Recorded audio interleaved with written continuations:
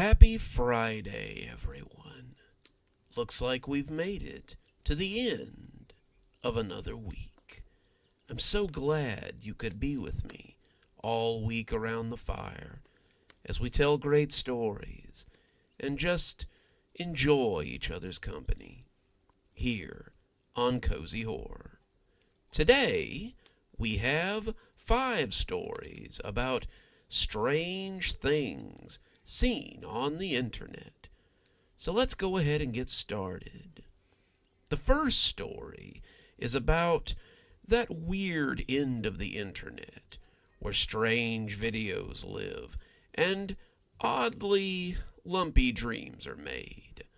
So, let's hear a story about a starlet with some strange appetites. Let's hear a story about Lady Dragora.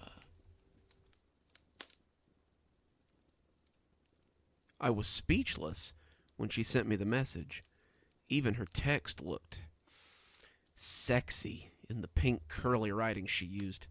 It was short and sweet and to the point, but it still filled my chest with a tightness that wouldn't go away. At the time, it was a dream come true. Meet me at the Hotel Aries at 11 p.m. Don't be late. I couldn't believe this was happening. Tonight, I would meet with Lady Dragora.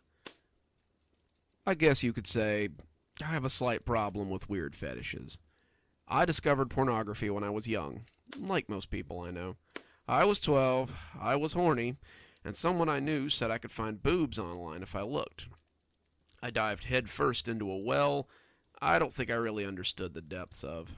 It started with generic stuff, naked photos, short clips from films, and led to my current level of kink.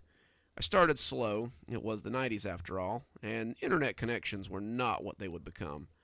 I have waited all day for a single picture to load, only to be disappointed when the phone rang and everything was lost.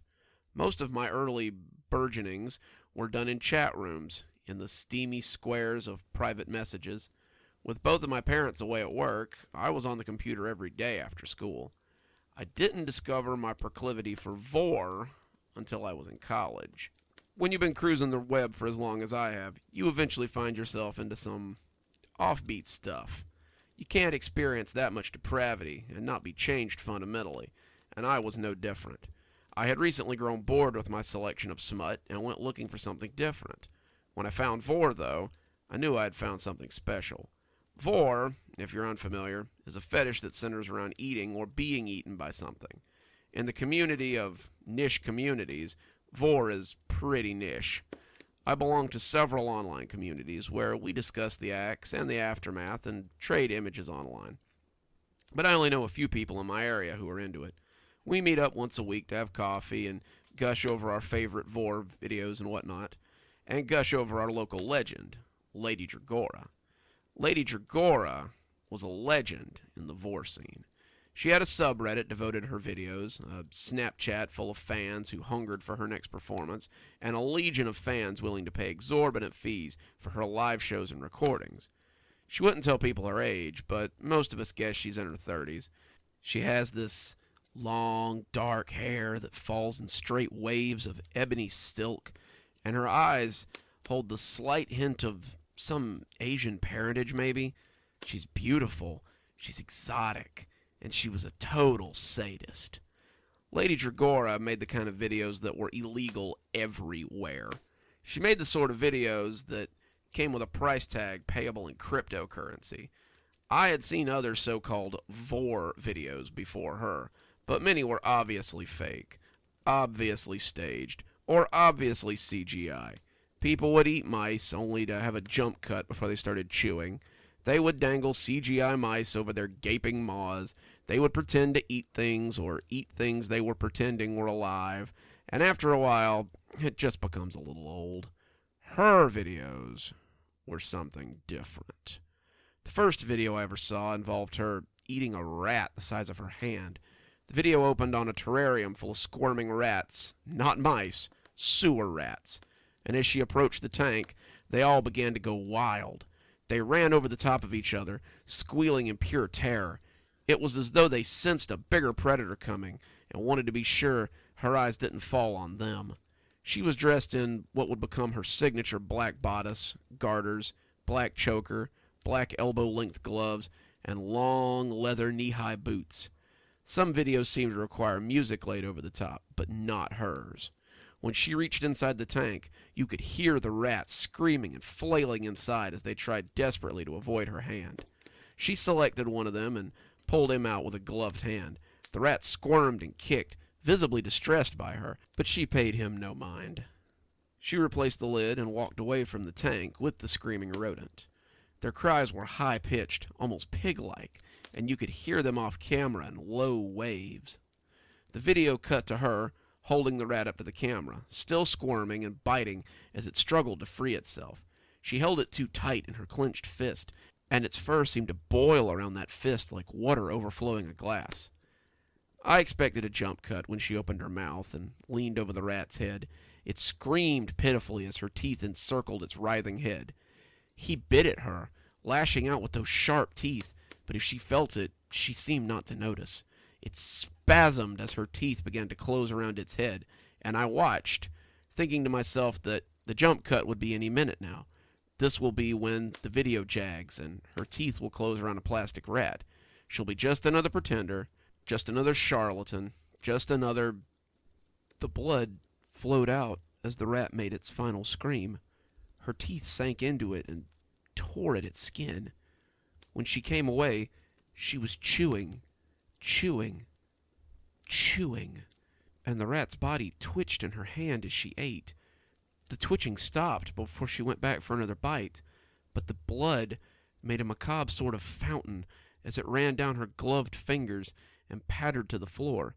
She ate the whole rat, one bite at a time, bones and all, and as the tail disappeared down her throat, I was hooked. I'd probably watched about a dozen of her videos before I dared to show anyone. Sometimes she bit, which was hot, but sometimes it seemed that she would just swallow whatever she was eating whole. She'd worry it down with very little difficulty, her throat bulging as whatever it was slid down, and to me, that was more erotic than the chewing. It wasn't just rodents either. Eels, mice, more rats, chicks, they all went down her throat, while my friends and I paid $79.99 a video. 2 months ago, she put a small camera on a mouse and swallowed it whole while videoing its descent into her stomach. The camera must have cost her quite a bit. Between the size of the camera, the night vision interface, and the video's price, I knew it wouldn't be something we could expect often. The footage changed the way I'd viewed my fetish. Watching something struggle in her stomach, watching its final moments, was far more intimate than watching her swallow it whole. I told her as much on the comment section of her website. I spilled my guts to her, hoping to impress her, and somehow it worked. I wish I knew what would come of that stupid comment. I was shocked when she responded. I'd been sitting at the coffee bar with the other members of our group, Doug and Matt and David. We were all discussing the latest video by Lady D when my phone chirped loudly. I looked down to check it and saw a banner informing me that Lady Dragora has responded to your comment. I almost spewed hot coffee on Doug before opening the message and reading what she'd written. The guys leaned in close, wondering what I'd seen to garner such attention, and when he saw the sender, he too almost spit coffee in surprise. I opened her message, and it said 8 short words. How profound. I would love to chat sometime.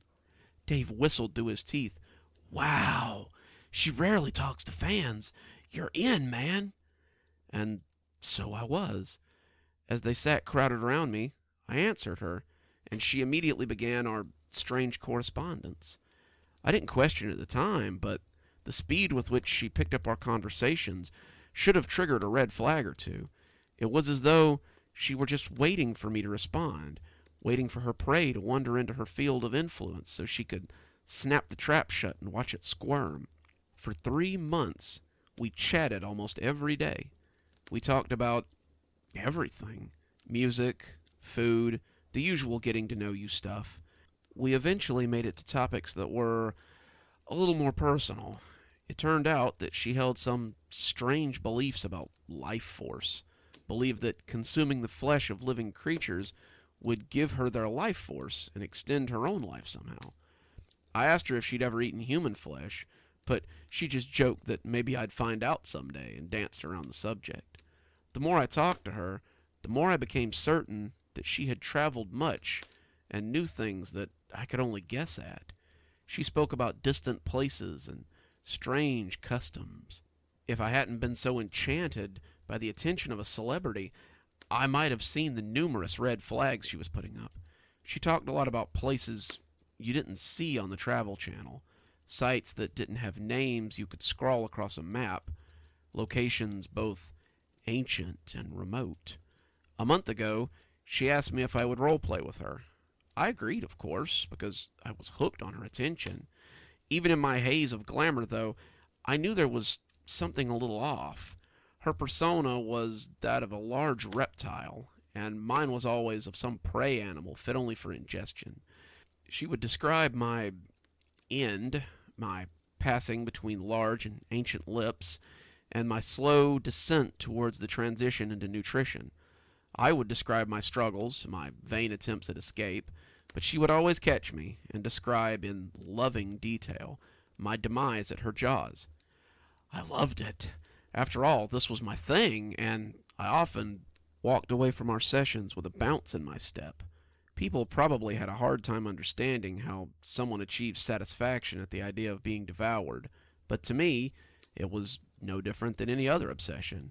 We would roleplay twice a week, her scenarios and story threads becoming darker as they went, and before long, she wasn't just swallowing me whole, but tearing into me and getting a little violent.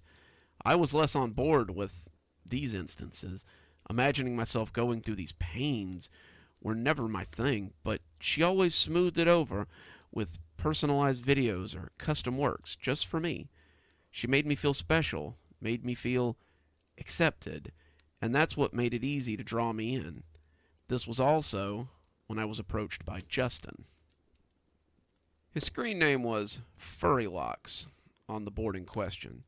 Until he messaged me, I'd never even heard of him, though it seemed we moved in similar circles. My only correspondence with him was a message left in my inbox one morning.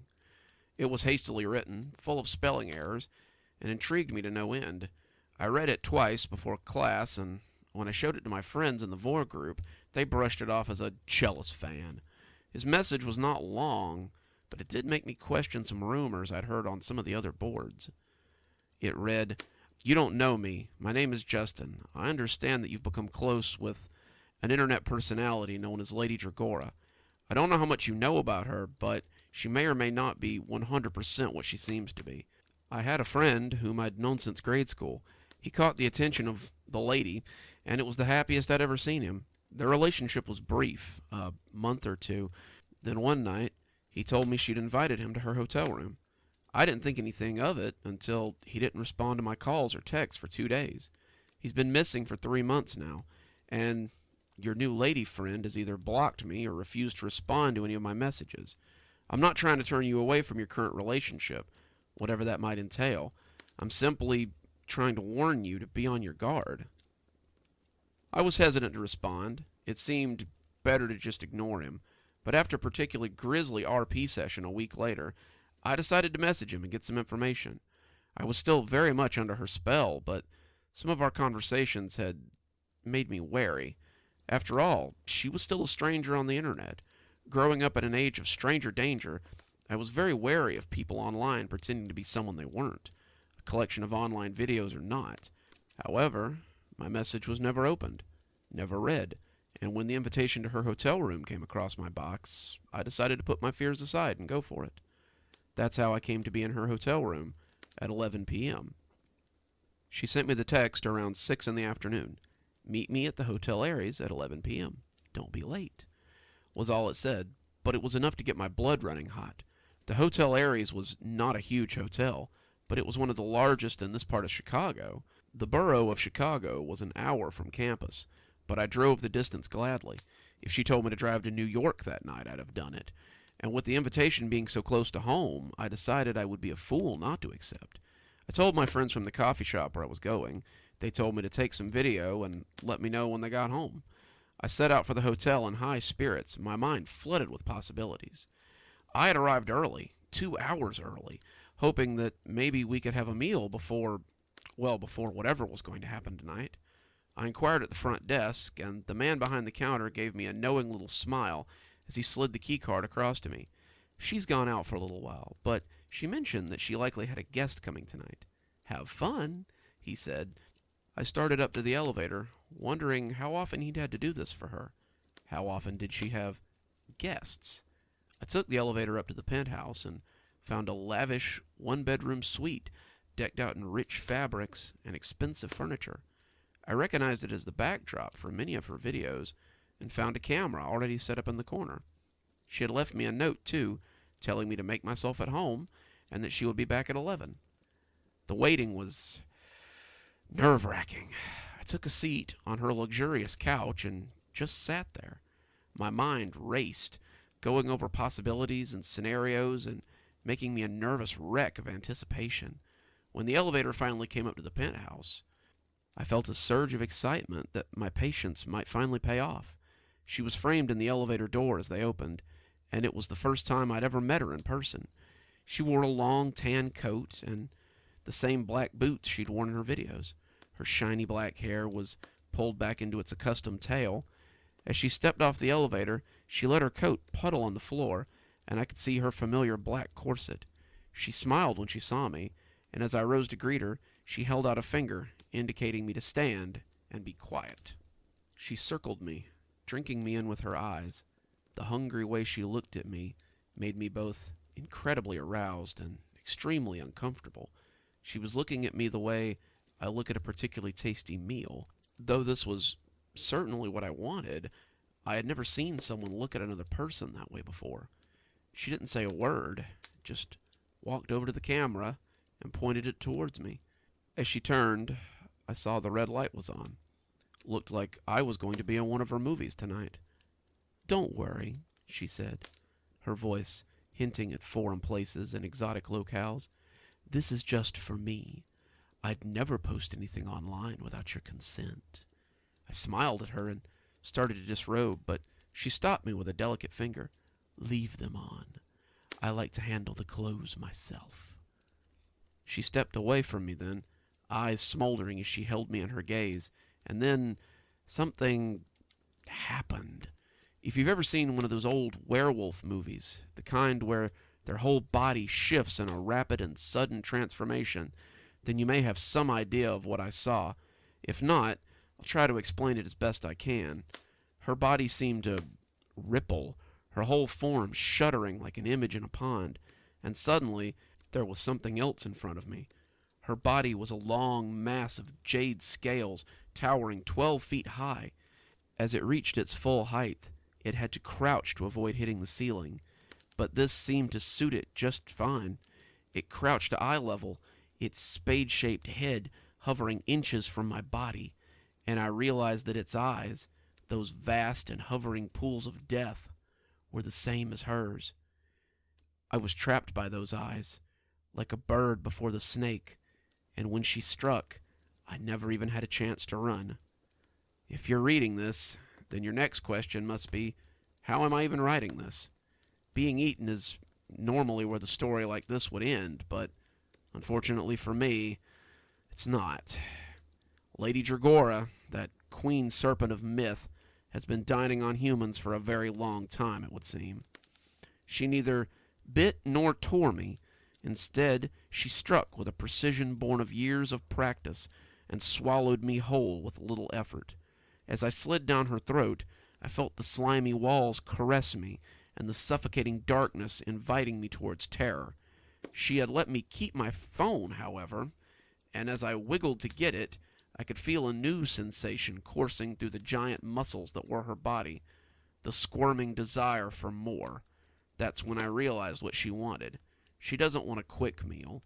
She doesn't want a satisfying feed. She wants a terrified body to thrash and scream as her body does what it does best.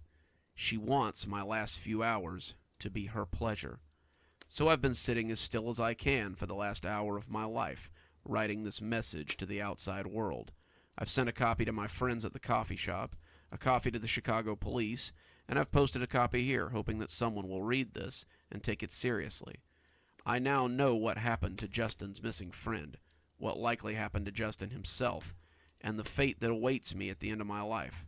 I want my death to be the last, though, so if you read this and you see her, don't fall for her games. Don't let yourself be another meal for Lady Dragora. It's always funny what you can find in the dark recesses of the internet. Our next story is about a young man in a foreign land, there to record his friend's greatest triumph as he finds a new game only available in that particular arcade.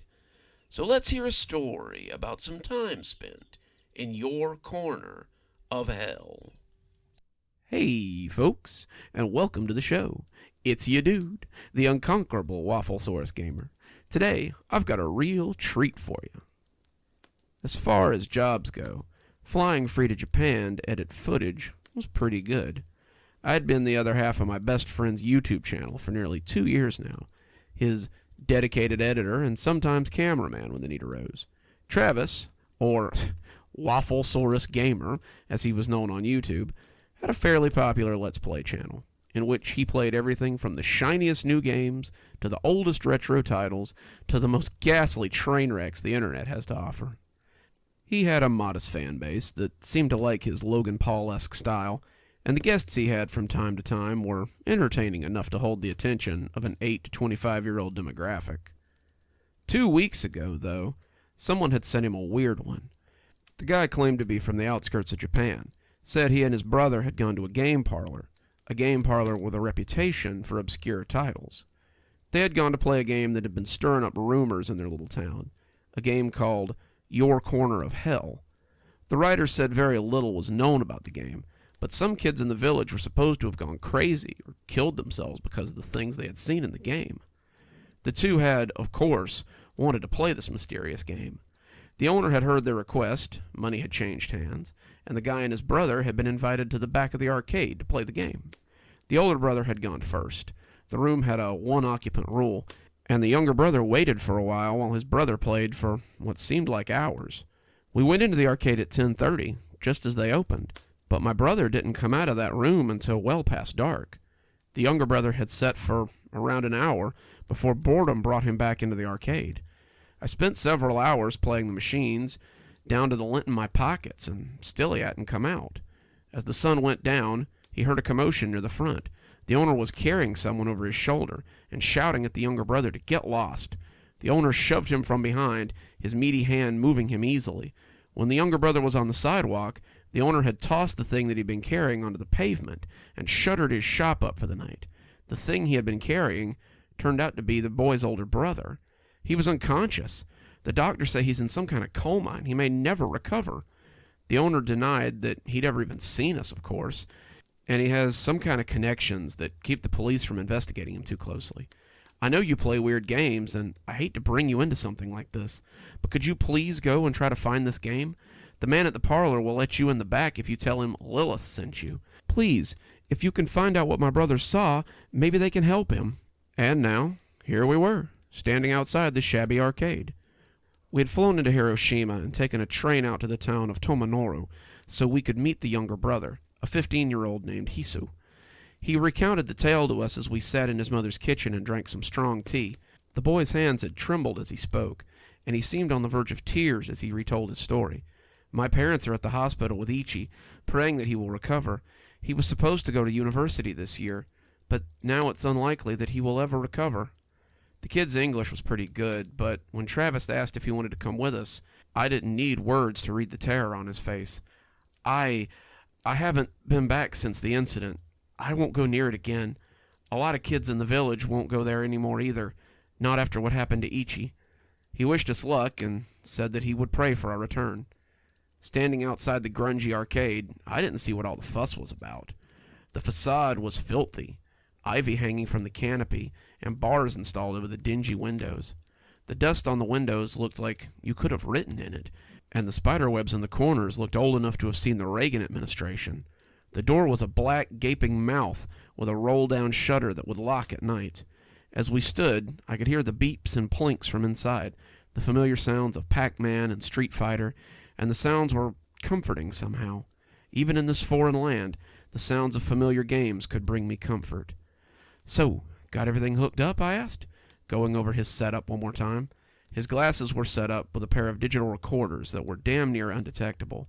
As he recorded, the camera feed would be continuously uploading to the cloud. I could pick through the footage later and edit it into something usable for the channel. Since I couldn't come with him, he would have to record his events as he saw them. I was mostly on location to call the police if anything weird happened.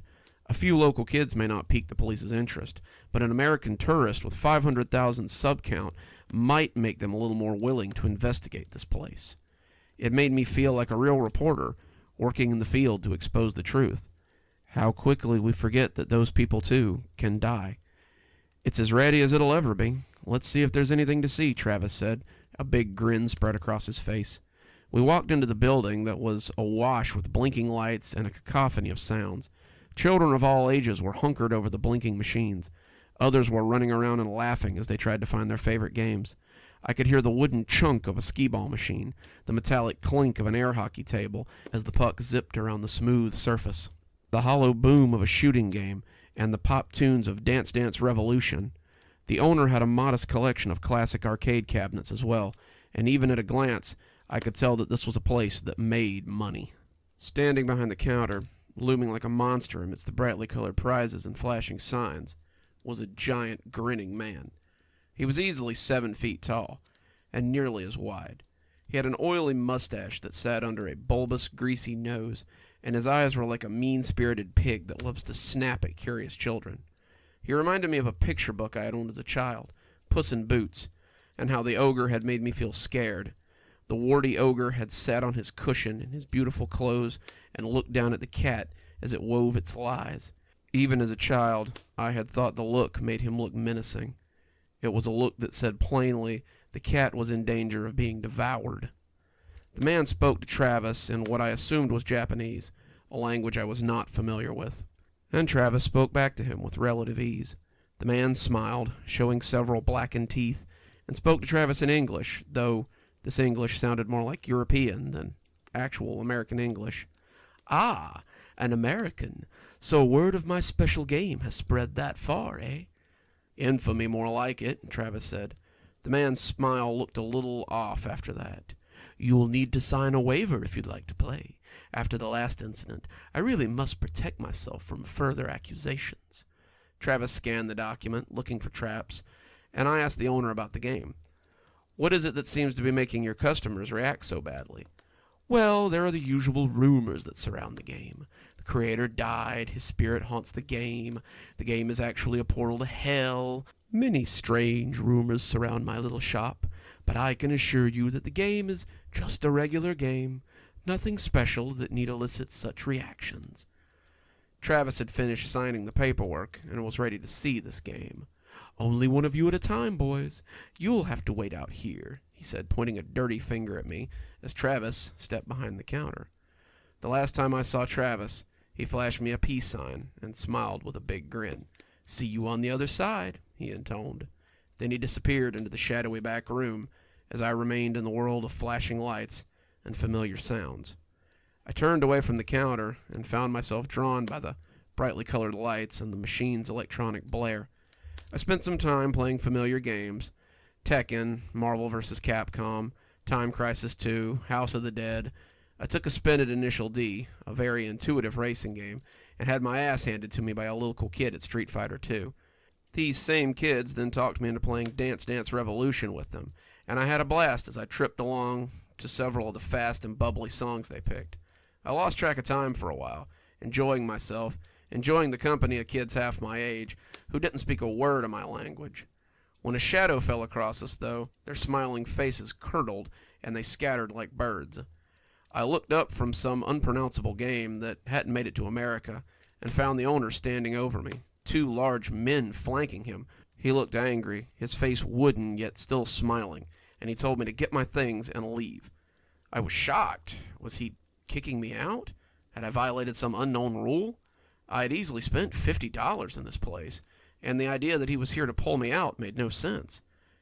I'm here with my friend, the one in the back. I'll leave when he finishes his... He's gone. He broke a costly machine and left out the back. Now I want you gone, too, before I call the authorities. Wait, I stammered. Which way did he go? I'm a stranger here. I don't know any... But it seemed they weren't here to negotiate with me. The two large men had me under the arms in a heartbeat, and before I knew it, I was half drugged, half carried from the shop. They deposited me onto the sidewalk with a distinct lack of grace, and the owner stood in the doorway as I got up and stood with confusion. You and your friend are banned. Leave the premises before I call the authorities, he said, evenly, before slamming the shutter down in my face.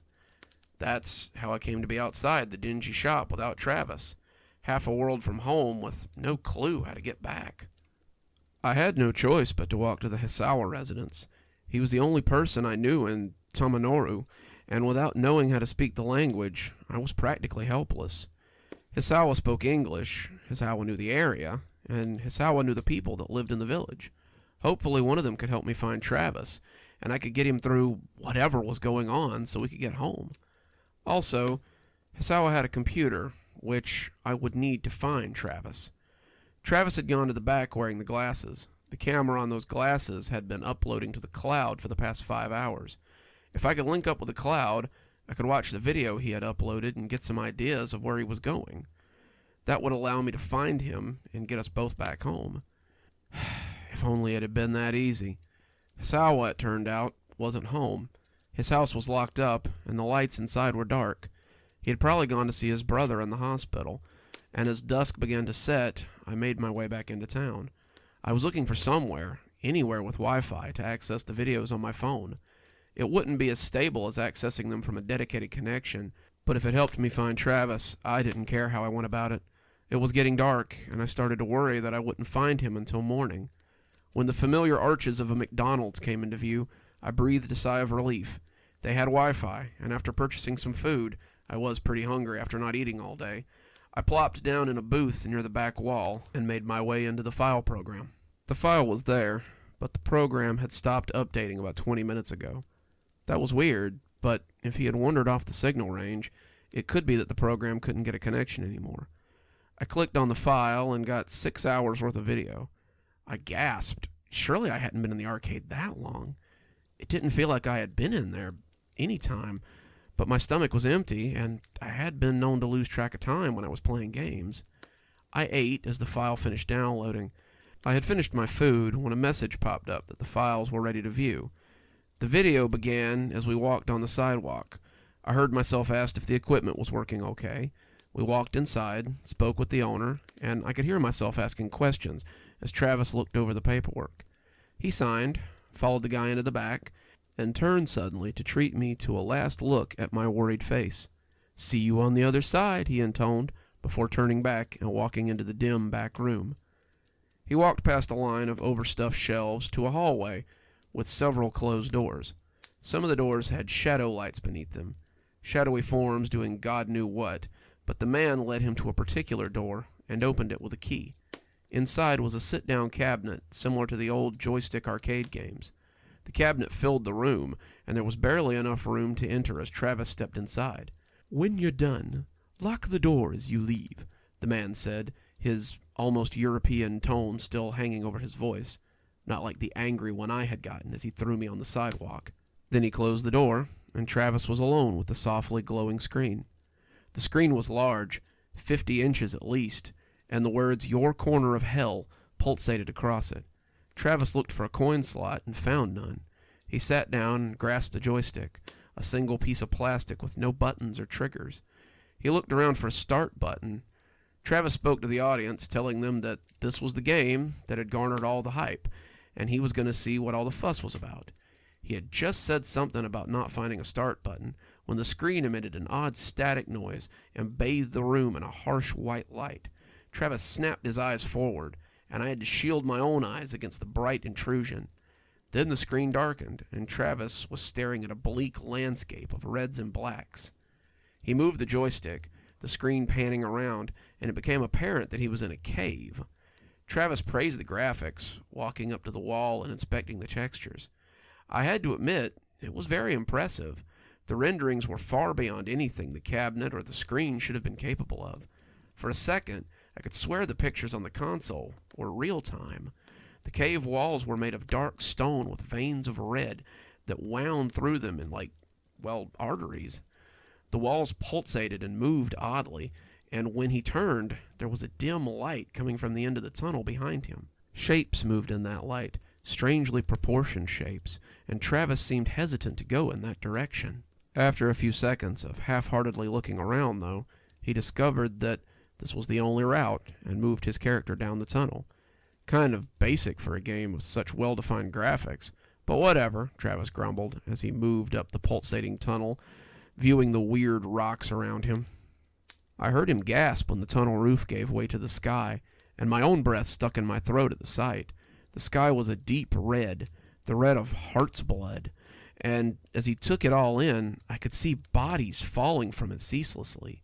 They fell close, they fell far away, and the ones that fell close to the cave splattered on the ground with sickening realism.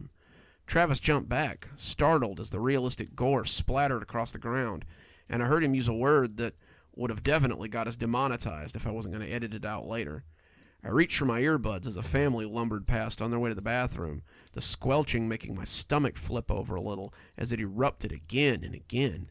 I didn't want anyone to hear these sounds. Hell, I didn't want to listen to these sounds when it came right down to it. As I slipped my earbuds in, I heard Travis mumbling about the level of gore as a body landed a few feet from him and burst like an overripe fruit. He seemed more intrigued than angry, though. Then, as Travis watched the body, it got up. Its limbs popped grotesquely back into place, and the naked humanoid, bald and sexless, got up and stumbled away from the site of its landing. It ignored Travis, stumbling across the dark sand that covered the ground. I could hear Travis breathing hard as he watched, and after some hesitation, he followed it. It stumbled across the sand, jumping as the hot sand burned its feet, and as it traveled away from the cave, Travis could see it joining groups of other battered bodies. They didn't speak. They grouped out of pure instinct and shuffled along as the black sand gave way to sluggish rivers of living fire. The group seemed to shy away from the fire, and I really couldn't blame them. Something seemed to be moving within the flames, and the group of bodies seemed to know that it was something that wanted to hurt them. Travis followed them, but never joined their group. He seemed to understand that these skittish creatures, humans or not, would be a target for whatever lived here, and their group would attract a lot of attention. As if to prove that point, one of them strayed a little too close to the fire and was ensnared by an arm of living flame that dragged it into the fiery river. The group looked after him, marking his departure, but they neither mourned him or slowed. They kept moving, and I could see other groups moving similarly as Travis used the joystick to look around. "What in the hell is going on with this game?" Travis asked as he followed the group at a safe distance. Am I supposed to follow them? Am I supposed to strike out on my own? I don't get the point here. He decided to follow them, despite their lack of direction, and as they neared a field of sharp black grass, I saw a creature jump out to challenge them. He was average height, his skin a deep maroon, and somehow he reminded me of the shopkeeper at the arcade. He was as wide as he was tall, and he looked at the group with a broad smile on his face. It was a distinctly gobble-you-up sort of smile. It spoke to them in a strange language, completely ignoring Travis as he moved in for a closer look, and some of the creatures stepped forward hesitantly to stand near him. The rest stood their ground, unsure of the stranger or whatever he was offering. It didn't matter. The nets came flying from the grass then, and the creatures yelled in a very human way as they were captured. Some tried to flee, others were resigned to their fate, but none of them tried to fight back. They were sheep, and soon they would be rounded up and taken to wherever it was they were bound. They made piteous noises as the nets fell over them, which seemed to push Travis to action. Travis rushed at the creatures, yelling at them to get the hell away, but since he possessed no weapons, he attempted to run his body into them and stop them from taking the struggling humanoids. He bumped the creatures, foundering against them, and the creatures took no more notice of him than an ant. They had the group rounded up in no time, and when they walked into the grass with their prize, Travis followed them into that sea of blackness. Maybe I'm supposed to follow them, he said, his voice a little frantic. Maybe that's my goal? He moved into the grass like a blind man, losing the creatures almost at once. When he came out, he was alone in a dark world of black sand and endless miles. He traveled into the emptiness, unsure of where he was going. He moved aimlessly, the hellscape never changing, and the falling bodies never ceasing. Travis didn't follow them anymore, though. He seemed to think it was pointless, and as he moved deeper in, I could hear his breathing becoming frantic and unsure. The game was presenting him nothing but a vast world to explore, but he seemed unable to interact with it or alter it. There were no trees to punch, no shelters to make, no goals to accomplish, and the only constant seemed to be the moans of the falling bodies or the distant screams of the unseen. The screams would erupt distantly, sending Travis turning frantically in that direction, before returning to his chosen path. He had seen no one but the creatures and the humanoids they hunted, and he was becoming a little paranoid of the big open landscape. Travis began his journey into emptiness with some commentary on the landscape, the graphics, and the game's strangeness. The farther he went into the wasteland, the more addled he seemed to become. He talked less to the audience and more to himself. At first it was just idle talk, wondering if he was going the right way or not, but slowly his speech began to descend into mumbling. The screams were starting to get to him, and I was worried that he might be losing it as his camera panned around for what felt like the 1,000th time. I fast-forwarded a little bit. His trip through the wasteland made up almost 4 hours of the total video. When he had stopped in the desert, staring at a fixed point for several minutes, I started the video and returned to his heavy, labored breathing as he stared into the distance. He sounded ragged, as though he had been slogging for hours for real, and he just stared into the distance for no reason, intent on something. Suddenly he ran towards whatever he was seeing. The camera footage was secondhand, and I leaned in as the McDonald's crowd bustled around me, trying to see what he was seeing. Whatever it was had excited him. Whatever it was had piqued his curiosity. He ran like a man possessed, stumbling in the game as he made his way over the shifting sands towards whatever lay beyond. When the first tree of the grove came into view, I thought I knew what he had seen. When I saw what was hanging from the tree, I wondered why he was in such a hurry to get to them. The grove of dark and twisted trees came looming up from the spinning air. They weren't tall, maybe 8 feet, but each of them bore a length of rope that swung from its branches. At the end of each rope was a sexless humanoid. As Travis got close, I could see the purple bruises around their necks and the boneless way they hung from the dead trees. The grove was nothing but these grotesque wind chimes, and Travis seemed less eager as he walked into it. When the first one started screaming, I cried out right along with Travis. It came as a sudden eruption in my right ear, and my sudden yelp made a couple across from me frown and look at me oddly. I apologized, turning back to the video to see Travis studying the poor creature as it twisted on the noose. It grabbed at him, speaking in a strange language that might have been English once. It held its arms out to him, pleading for relief, or for release, or something, and Travis backed away before bolting. The forest came alive then, the tortured screams and shaking trees erupting into a cacophony and fury, and Travis began to run frantically amidst the swinging horrors. He fell suddenly, tripping over a root, and when he looked up, I heard him sob audibly as his eyes fell on a single, withered humanoid. It might have once been female, but as it was, its chest was flat, its crotch smooth, and its head hairless and lumpy. As it lifted its searching, begging face to him, I could see a single half-moon scar on its cheek. She screamed and wailed just as the others had, but there was a deep longing for release in her eyes. She begged him with her eyes, cried at him with her wailing mouth, and Travis could do nothing but stare at her as she wailed into the void. "Mom?" he breathed, his voice shaky. Travis had lost his mom last year to cancer. I had known her all my life. She had made Travis and I snacks after school, drove us places in our teens, and Travis had always been so close with her that she became like a second mother to me. How many times had I seen that scar on her cheek and wondered how she'd gotten it? Her face was still as sunken as it had been in the hospital as she lay dying, and as that screaming face stared back at Travis, I saw him snap like an over-tightened guitar string. His fists came up, and he slammed them into the screen. The cabinet shook, the image shivering, but Travis was far from satisfied. He slammed his fists, he kicked his booted feet, and he screamed like a wild man as the cabinet jerked and bent under his assault. How had I not heard him? How had I been feet away, having the time of my life, while my best friend had gone through the worst trauma of his? How had I not heard him screaming? How had I not heard his fury?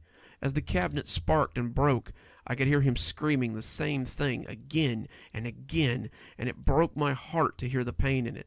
Mom! Mom! Mom! Mom! The door swung open, and the arcade owner screamed at him, wanting to know what he was doing. Travis rushed the man, his smile now an angry gnash of teeth, and shoved him out of the way as he made a break for the back room. He turned to look at the store owner, and for just a moment I could see the faces of those creatures that had captured the humanoids. His gnash of teeth looked like the beast's frozen grin, and I could almost hear Travis coming to the same conclusion.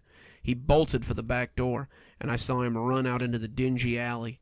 He looked around frantically, people on the street staring in mistrust, before taking a left turn and heading in the opposite direction we had come. He ran up the streets of Tamanaru, a stranger in a strange land, and the people on the street gave him a wide berth. He was frantic, moving like a wild animal, and when he stopped suddenly, I leaned in close to see what he was looking at. He stared, seeming to stare at his reflection in the window across the street, and the people diverted around him as he just sat there, staring. I could see his small reflection in the glass, and he looked haggard, crazed even, but his face was filled with that unhinged understanding that you sometimes see in the mentally ill. "Mom," he whispered, and without warning, he rushed across the street with the blare of car horns following him. He ran up the street, never slowing, and when he came to a familiar train station, I wondered what he meant to do. He kept calling for his mother, chasing her ghost or something else that only he could see, as people moved out of his way like he might be contagious. He ran through the platform, the rustic wooden benches looking spooky in the near dark, and the people in the loading area cried out as he jumped down onto the track. I wanted to turn away, fearing what would happen next, but I owed it to him to see his end. The train came rolling up, blowing its whistle. He ran towards it, shouting her name. "Mom! Mom!" The train whistle blared, and the people on the platform screamed, "Mom! Mom!"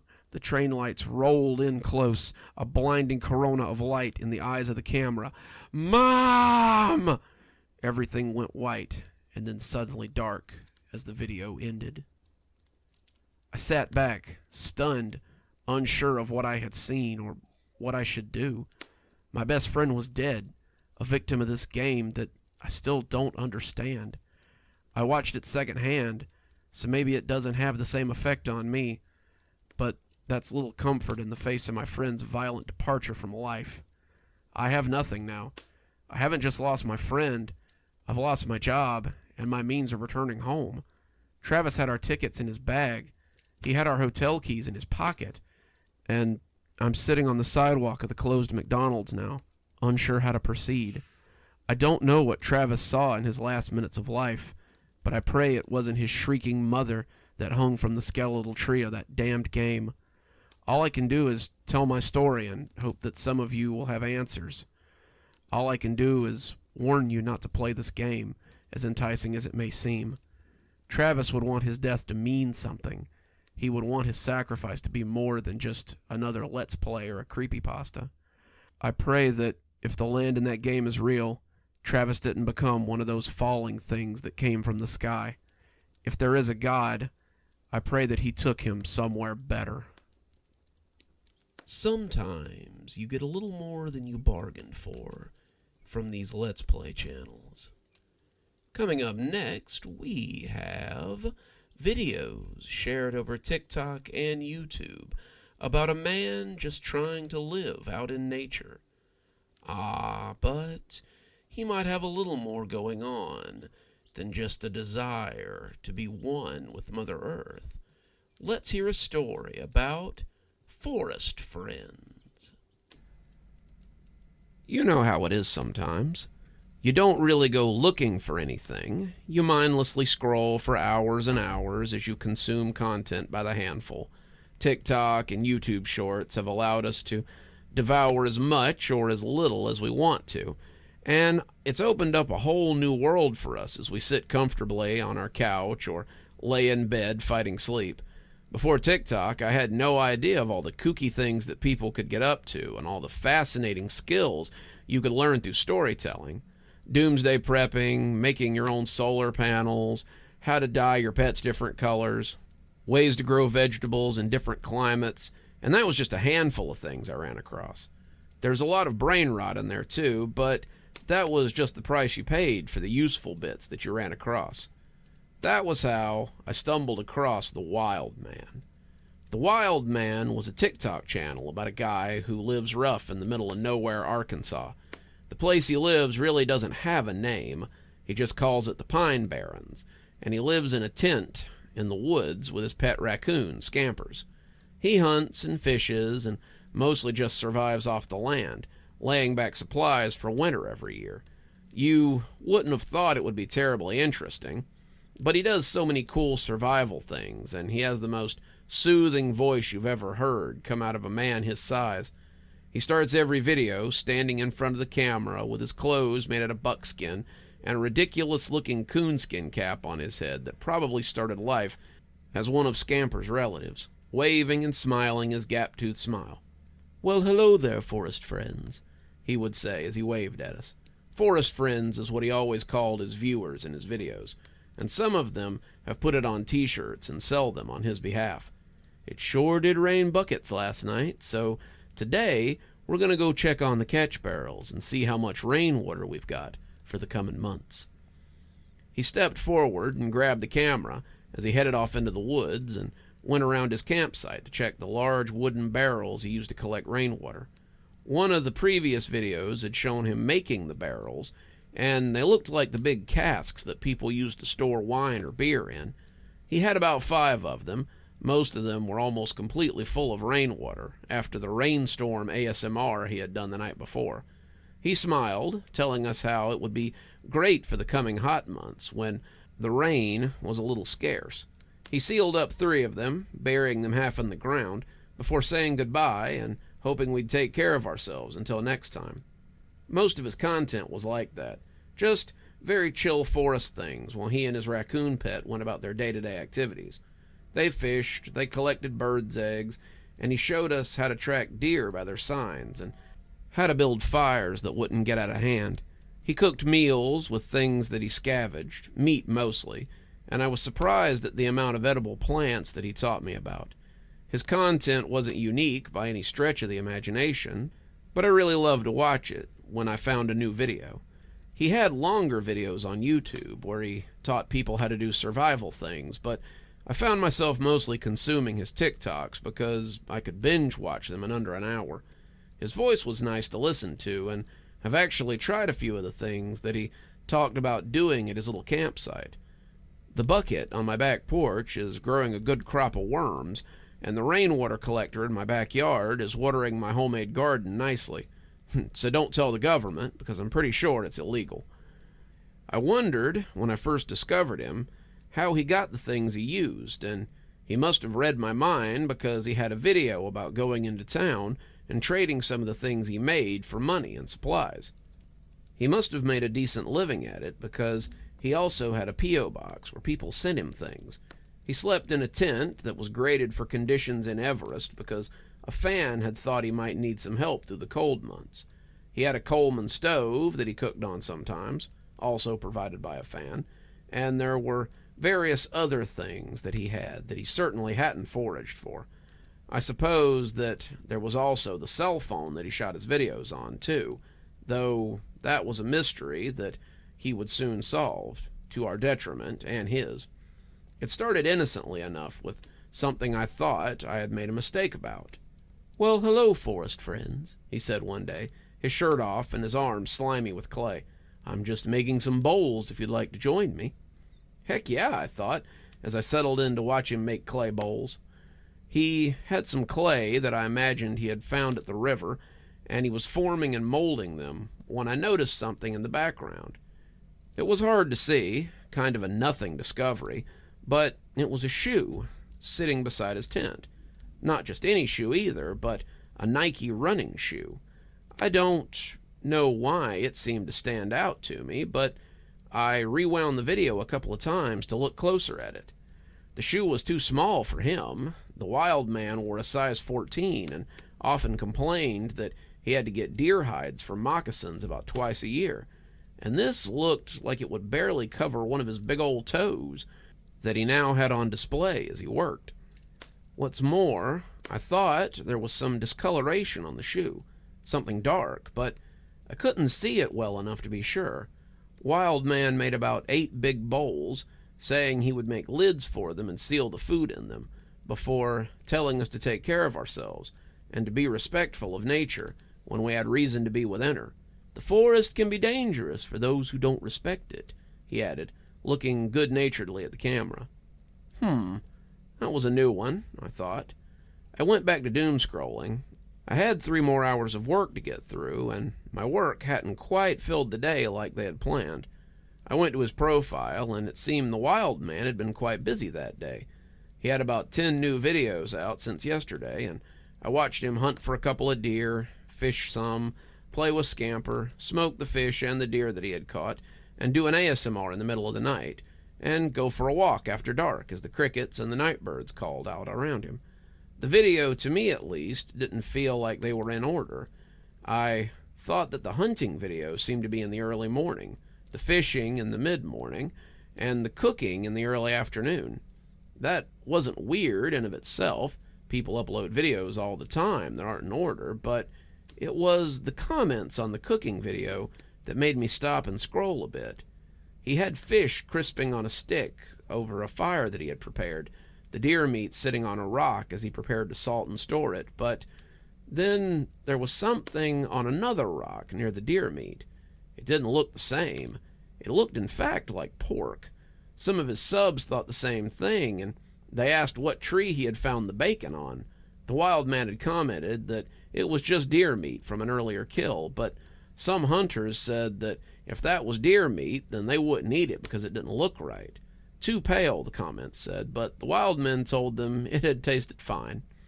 A little strange, but nothing to write home about, and certainly nothing to keep people awake at night. No, the thing that kept me awake was what I found on his YouTube channel.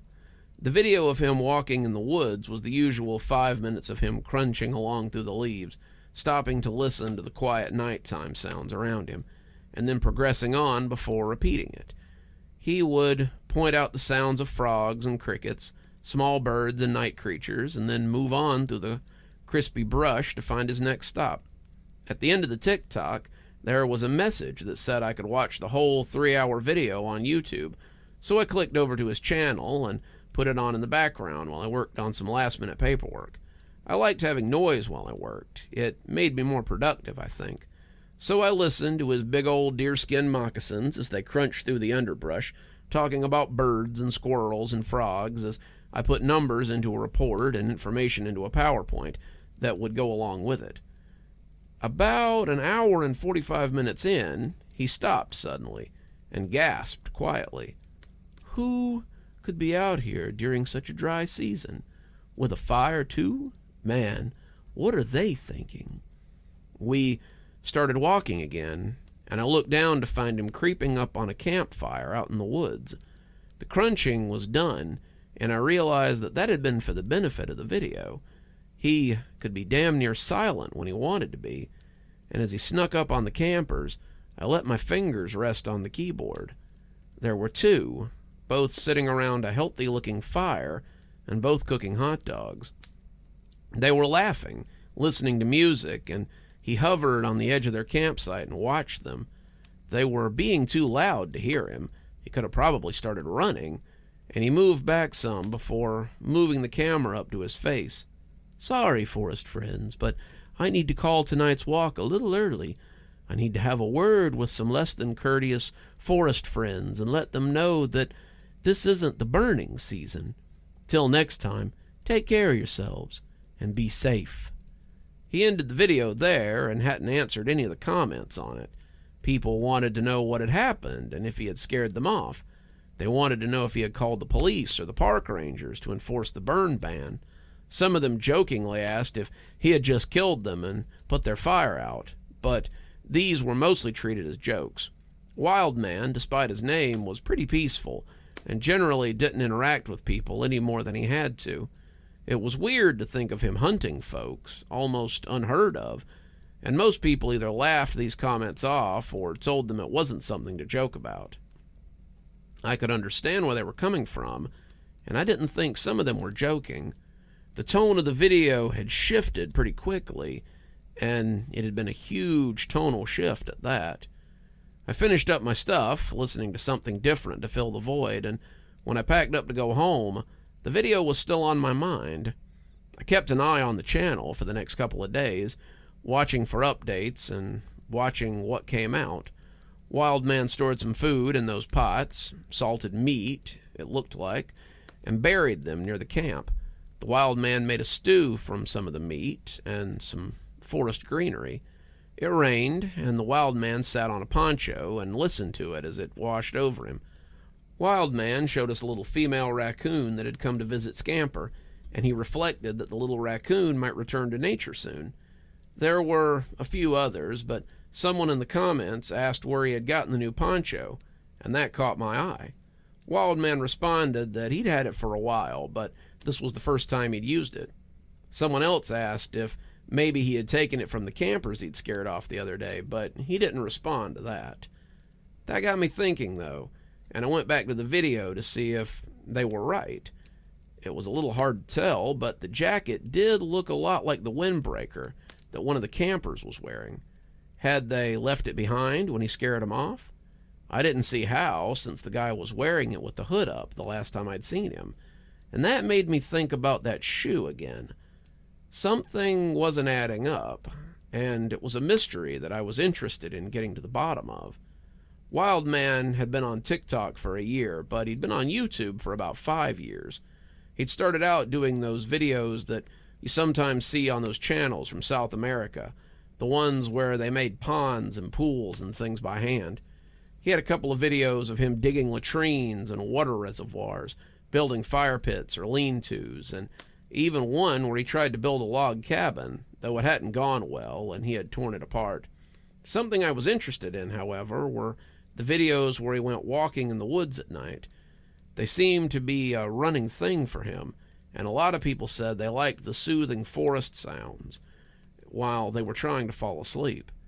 He had done about one a week since he started the channel, and I ran through the comments on a few of them and noticed someone was putting timestamps in some of them. The timestamps usually had comments asking why he had stamped these parts, but he never responded. The timestamps turned out to be exactly what I'd been looking for, though. The timestamps were always for parts of the video where he encountered people in the woods. Most of these encounters were very similar to the ones I had seen earlier. He would stalk the site, looking at the people, and generally wouldn't say a word as he watched them. Most of them were just people out hiking or vagrants in the woods, looking for a place to stay. But these videos were very different from his usual upbeat content. They felt very sinister, very off, and the more I watched them, the less I liked them. I went to the profile of the guy who kept leaving the timestamps, Forest Friend 66, and he had compiled some videos too, some videos about the Wild Man. His videos were usually compilations of the Wild Man and the videos where he stalked the campsites. Then he would circle something in a still frame and flash to a later video. A shirt from a hiker that had become an arm bandage. A necklace, seen for a flash of a second on a young woman, had made its way into a pile of things he was trying to sell at a pawn shop a few months after that. He showed the shoe that I had noticed and linked it back to the day hiker Wildman had seen on a daytime hike he had been on. And more chilling, sometimes the videos would end with a missing person poster from the Arkansas area. YouTube doesn't have a way to message people, but thankfully, he was on TikTok as well. I sent him a message asking if he believed the Wild Man might be hunting people, and a couple of hours later, I got a response. Yeah, I do. I've been compiling evidence for years of what he's doing, but the authorities don't take me seriously. They say that a lot of hikers go missing in Arkansas. The woods are not for the unskilled, and they don't believe that the wild man is real. I asked what he meant. Had they not seen his videos? Clearly he was real. He had close to 500,000 subscribers. Yeah, they think it's an act, a spoof, just something he's doing for views. They say there's no way that he could live in the woods like that without serious shelter. They claim he would have no way to survive the winters in just a tent. I showed them the videos of him doing just that, but they're convinced it's an act. I asked what he was going to do about it, and he said he meant to get proof. I'm going up there to find him. I have his general area pretty well figured out. Google Earth and the locations of the missing hikers have helped me pinpoint the area he's in, and I'm going to get some proof of what he's doing. I'll wait till he's doing a stream, I'll go with my camera, and I'll wait till he leaves the camp and do some searching. Hopefully, I can get some footage of the bones or clothes or something, and the police will have to believe me. I'll do it live so I have proof even if he catches me. Keep an eye on my channel. I'll be heading up there very soon. I told him I would, and a few weeks later, I got a notification that he was going live. I'd gotten a similar notification half an hour earlier that the wild man was going live too. He had announced that he was going hunting for some late-season deer, hoping to stock up for winter, and set out with his bow and his axe to find a couple of likely targets. Wild man headed off into the woods, whistling as he went with the raccoon pup following behind him. On Forest Friend 66's channel, I could see that he was watching Wild Man leave the camp, getting as low as he could so the forest dweller wouldn't notice him. He waited for about 10 minutes, listening for the crunch of the hide moccasins, before he headed into the camp. The camp looked much the way it had in his videos, the large tent and the crackling fire and the little divot where he sometimes stored things so that he could tarp them. And Forest Friend 66 moved quickly among them, looking for signs of missing hikers. On his stream, Wild Man was talking softly about tracking deer and looking for their signs. The tent contained nothing but a sleeping bag and a few assorted tools. Forest Friend 66 was careful to put everything back as he had found it, but the mess was so complete that it seemed almost needless. He went to the fire, but there was nothing there but old wood and old food remnants. He looked into the divot, but it was empty for now. He set about searching, looking for any hidden caches, but he didn't have a lot of luck. On the other stream, Wild Man had found a likely tree and spotted a couple of deer grazing nearby. Forest Friend 66 was digging around randomly, trying to find something on the ground to prove his point. I remembered the pots and commented on his stream, of which I was the only watcher. He looked down, and I heard him mutter to himself as he tried to remember where those damn pots had been hidden. He dug around some, looking and hoping, and I turned back to the Wild Man stream to see what he was doing. He was standing over the deer, an arrow sticking from it, as he lifted it and headed back to camp. I commented again, telling him that Wild Man was returning, but he didn't see. I watched again later and saw that while he was looking, he had stuck his foot in a hole and broken through into a hidden cache of stuff. There were clothes, shoes, personal effects, and a fanny pack with cash and IDs in it. I would have thought Wild Man would have no use for something like that, but it seemed he was not immune to keeping trophies of his kills. Forest Friend 66 grabbed the bag, preparing to run, when he heard a noise and looked up just in time to see Wild Man coming back with the deer. On Wild Man's stream, he saw Forest Friend, and the two just stood for a moment and looked at each other. "Hello there, Forest Friend," Wild Man intoned, the deer slipping off his shoulder. "Why don't you have a seat by the fire and tell me—" But Forest Friend was already running. Wild Man dropped his phone in the dirt, his stream becoming dark, and I turned to Forest Friend so I could follow his progress. His escape became something akin to a Blair Witch sequence. He was running through the woods like a frightened deer, and I believed that he had become the prey. He had to have had the camera and some kind of chest rig, because I was definitely along for the ride. I was getting a little seasick, actually. He was running flat out, but in the peripheries you could see Wildman keeping pace with him. He was toying with him, hurting him, keeping him moving towards something. Forrest's friend was panting, running, and out of breath, but the farther he went, the less I saw of the shadow that he had angered. He seemed to be coming out of the woods, maybe to a road or a clearing, when something rose up in front of him and wrapped a meaty hand around the camera. I don't know if he broke it or simply turned it off, but I heard somebody say, "Hey there, Forrest friend," just before the feed cut off, and the tone was decidedly menacing. I saved a copy of the stream as quick as I could, not sure if Wildman would delete it or not, and I called the police in the area around where he lived. I told them what had happened, and I sent them a link to the stream and a copy of the video.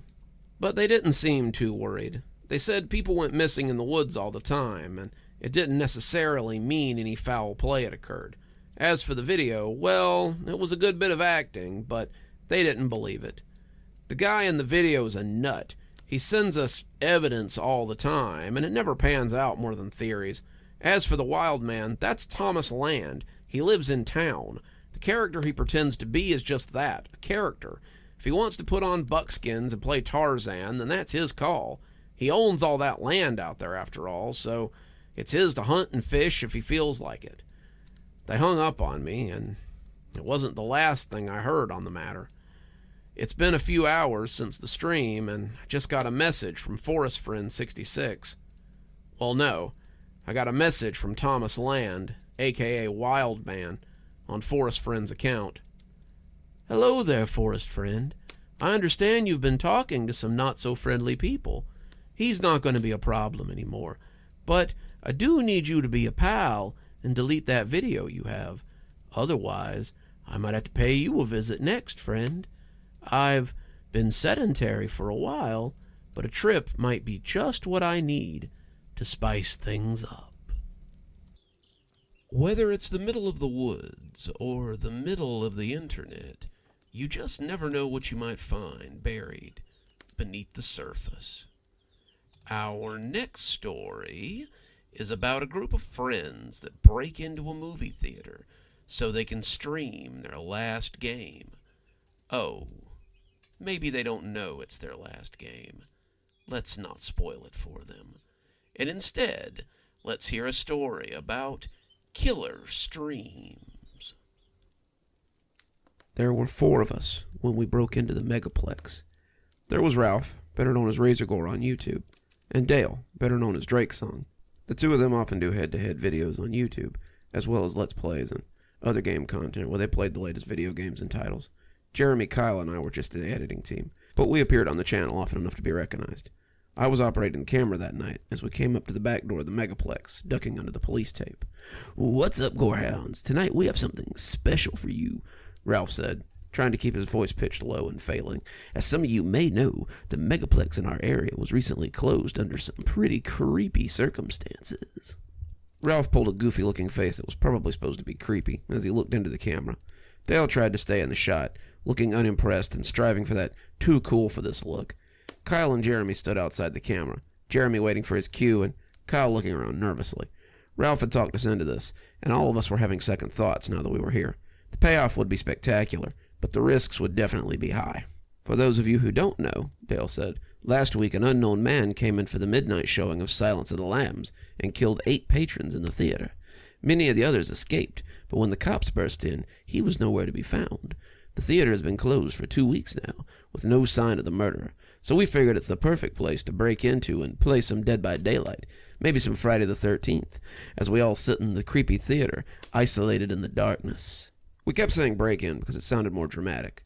In reality, Jeremy worked for the Megaplex as an assistant manager, and he had keys. I kept the camera on Ralph and Dale as Jeremy approached the employee entrance with the crowbar, so the camera could easily see him as he passed. After some grunting and exertion off-screen, while Ralph and Dale hyped up the stream, Jeremy slid the key into the lock and unlocked it with one quick, smooth twist. He gave a mighty strain and pretended to wrench the door open as he turned the handle.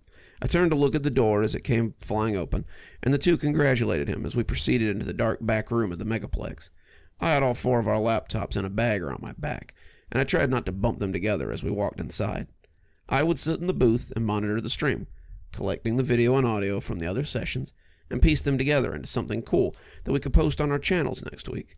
The creepy ambience and gameplay would play well together. It would ensure that we had something awesome for maximum viewership. I could also monitor them from the central projection hub in case something went wrong. The theater was dark, the emergency exit signs glaring garishly at us as we walked through the snack bar and into the common area.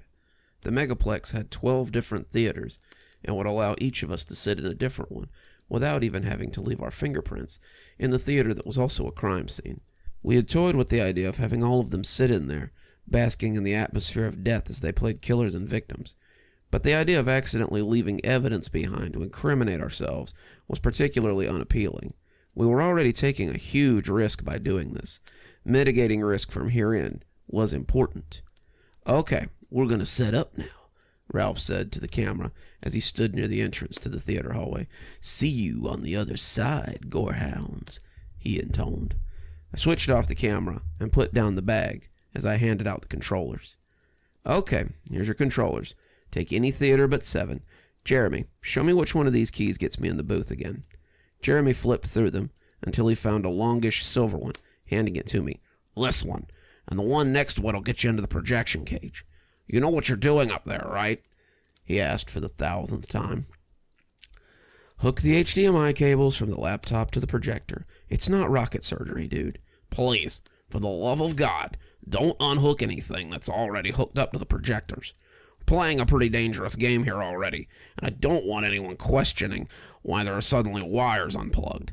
"I think I can handle it, Jeremy. Now you guys go and get set up so we can get started." They went towards the theater, and I went towards the projection booth.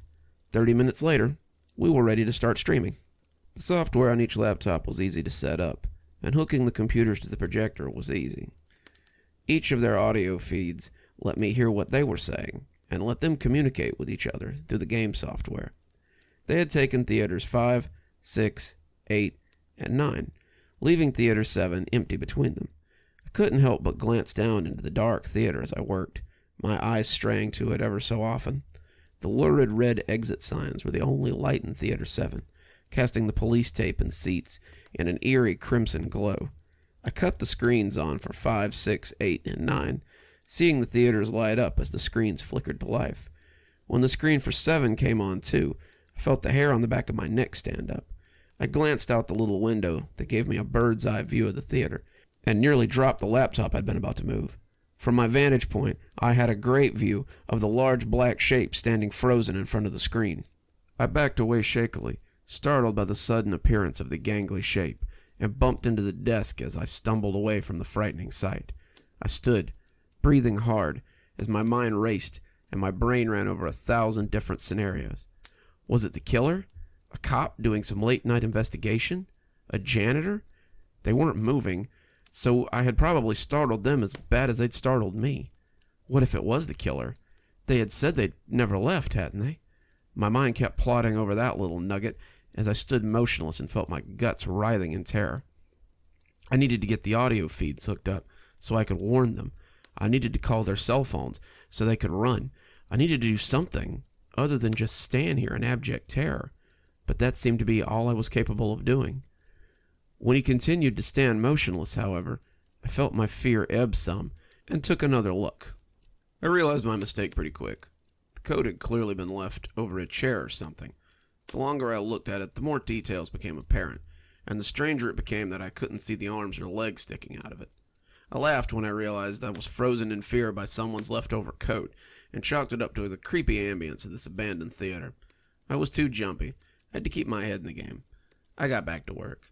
"Mic 1, check," I asked, sitting down and testing the setup.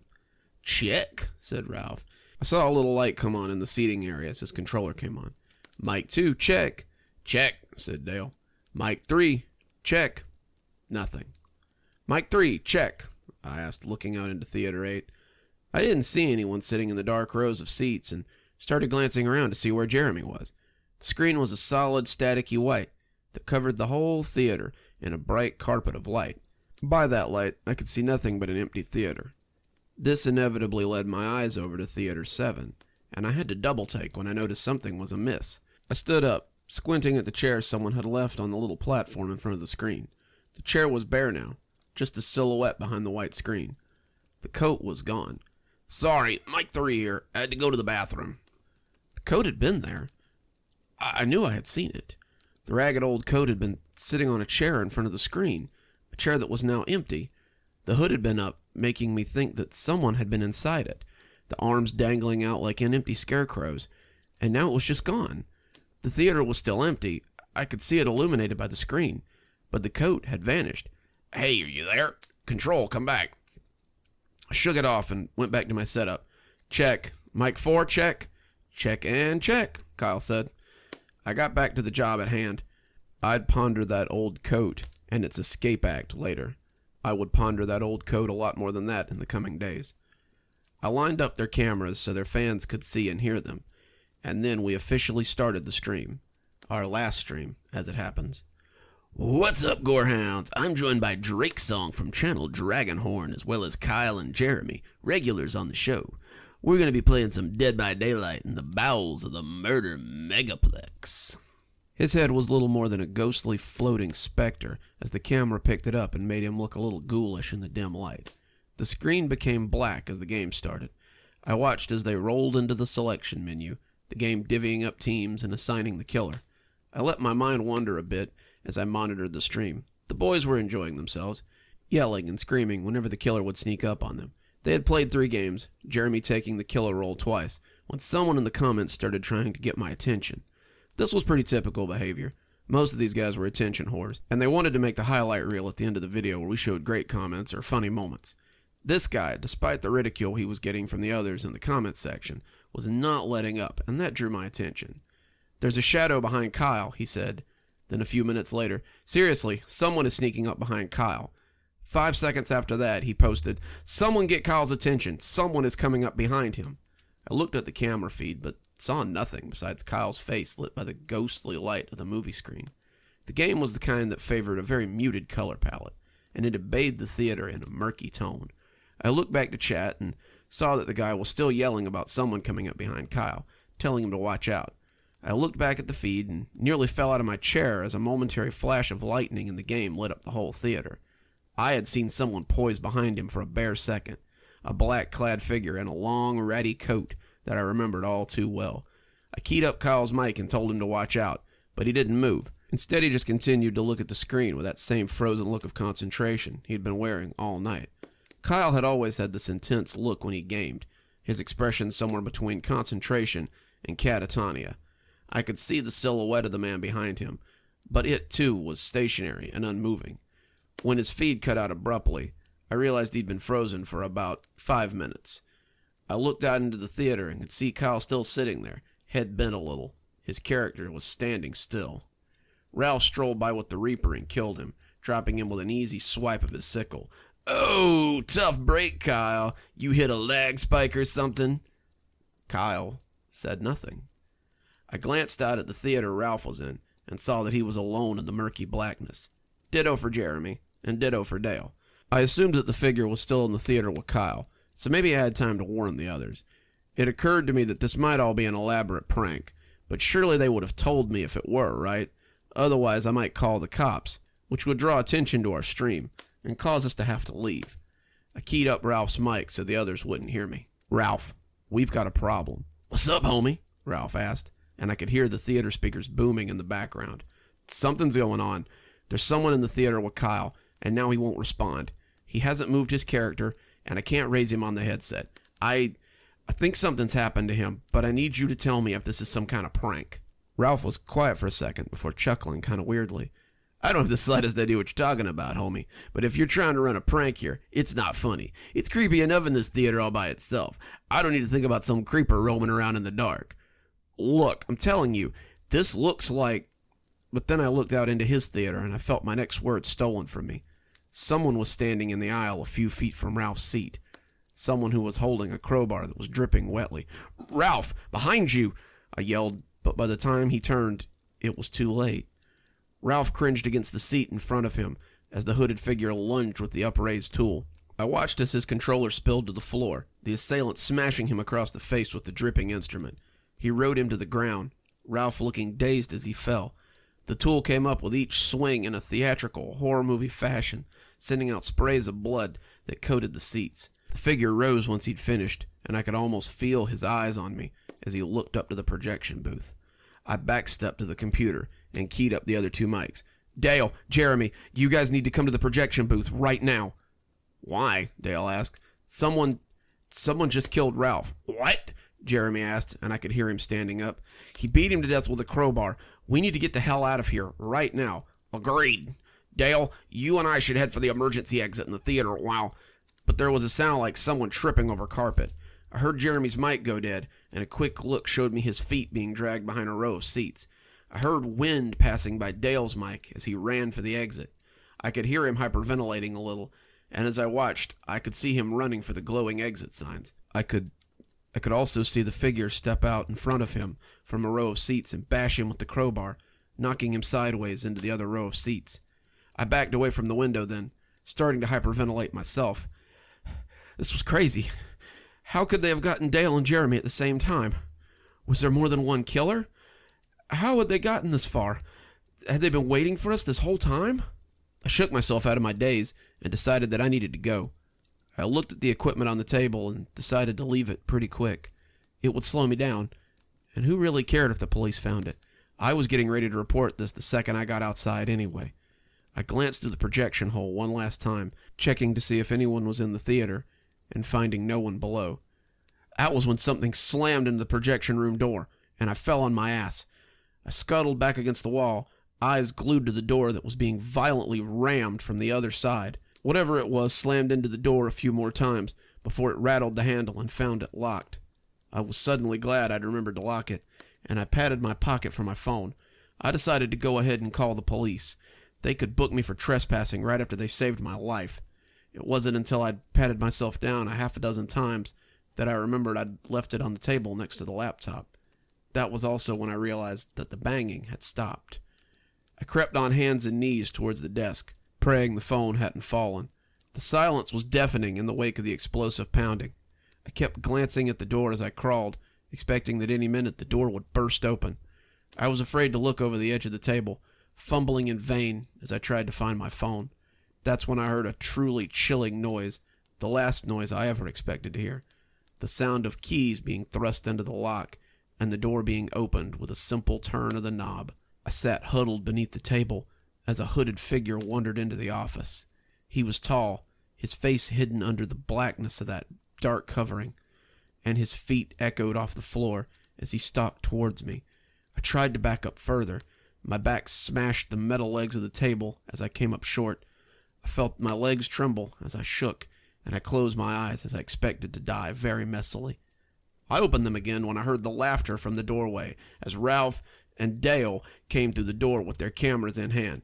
"Oh man, we got you so good," Ralph laughed. "He bought it hook, line, and sinker," said Dale. "Another classic prank." I couldn't believe it. This had all been some stupid prank for their channel. I watched as the killer doubled over and started laughing too, his crowbar dropping with a plastic thunk to the ground. When the hood came down, I saw it was Titus, our sometimes roadie, when we took our shows on the road. Jeremy leaned in the doorway, laughing uproariously, as the others high-fived and congratulated themselves on scaring me half to death. I wanted to be mad, but I found myself laughing out of pure nervous relief. You jerks," I breathed, accepting Titus's offered hand. "You really scared the crap out of me." I slapped Titus on the shoulder. "How the hell did you get across 3 theaters in a matter of seconds anyway?" Titus looked confused at that. I didn't. I snuck into Ralph's theater through the fire door and waited for you to notice me. Then I ran out after you turned away, coming into Dale's theater and catching him as he tried to escape." "I pretended to drag myself behind the seats," Jeremy said. "And Kyle?" Titus was still laughing, but he looked a little confused. "What about him? We didn't even tell him about this prank. You know Kyle's a blabbermouth. He'd have never been able to pull this off." That made me pause for a minute. "Where is Kyle?" I asked, not seeing him and really being concerned about that for the first time. Ralph and Dale looked at each other. "Dunno. No way he's still in that theater." I looked down from the box, and sure enough, Kyle was still in the theater, unmoving and not playing the game. We tried to raise him through the mic again, to no avail, and after thumping on the glass window for a few minutes to get his attention, we decided to go see what was going on with him. The 5 of us came down the stairs and crept toward Kyle's theater. The door creaked ominously as Jeremy pushed it open, and I could see Kyle's head framed by the white screen as he sat upright, staring forward, and I moved inside to go see what was up with him. I came up behind him, pausing as I caught sight of something I hadn't seen before from my high vantage point. I didn't need to touch him to realize why he wasn't going to answer me, and they all drew close as I took a few balky steps back. There was a machete sticking through the back of the chair, pinning him to the seat.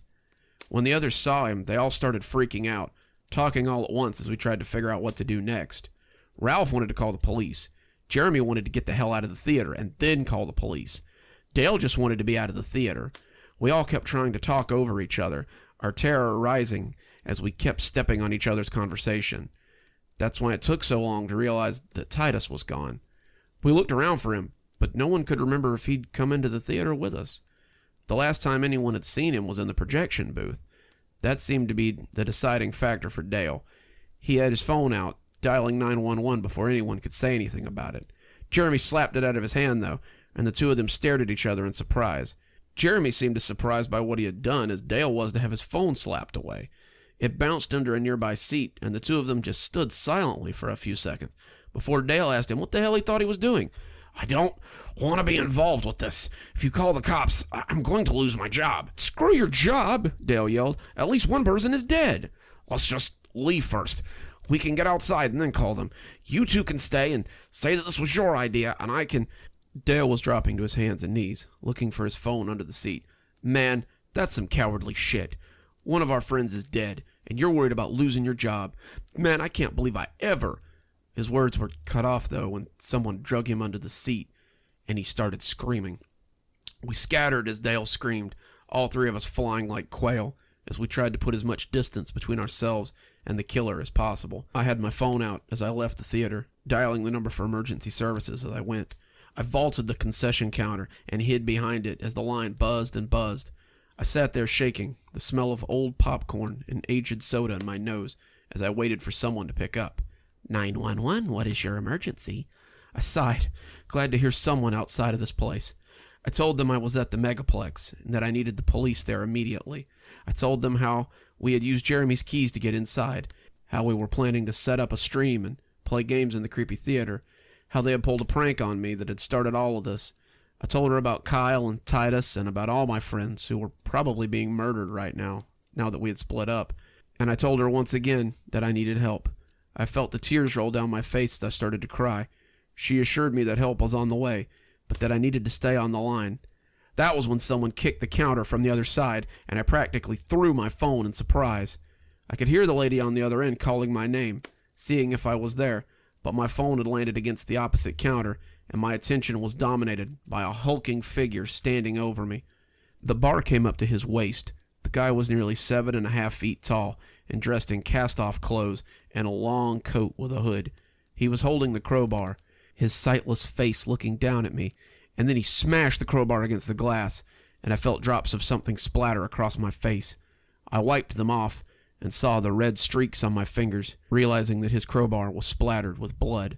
For a moment, we just stared at each other, his featureless face glowering at me.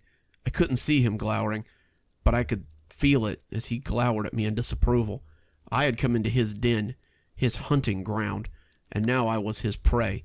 He turned, taking a step towards the opening that would let him behind the counter, and I weighed my escape options.